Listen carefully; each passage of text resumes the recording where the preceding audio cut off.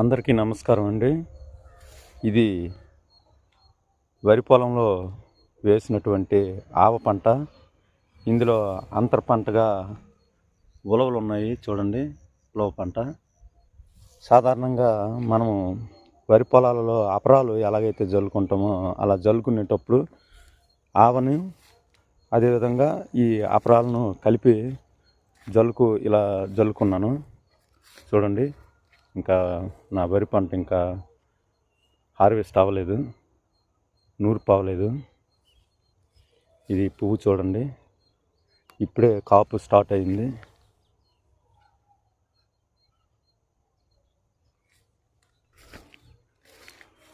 చూడండి,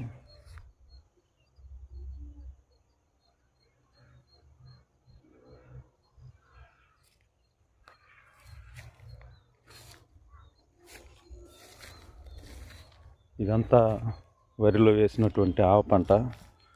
అయితే బాగా దగ్గరగా జల్లాను కానీ కొన్ని మొక్కలు సర్వైవ్ కాలేదు. కొన్ని మొక్కలు సర్వైవ్ అయ్యాయి. ఈ సర్వైవ్ అయిన మొక్కలు ఇలాగా ఈ సైజులో ఇలా రావడం జరిగింది.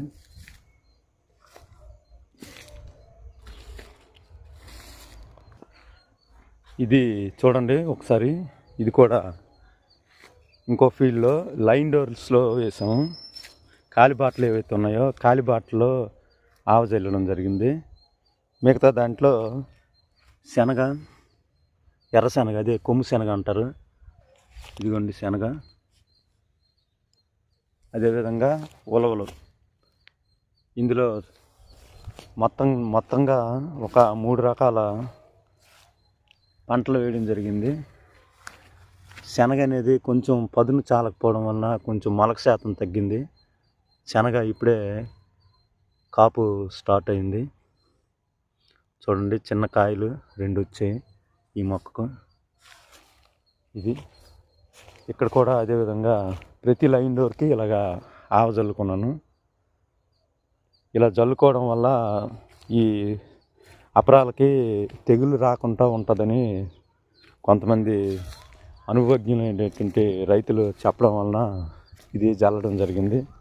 చూడండి, మళ్ళీ ఈ లైన్ డోర్లో కూడా ఆవ. ఇదంతా ఆవ ఇప్పుడే కాపు స్టార్ట్ అయింది. చూడండి, కొమ్ము శనగ.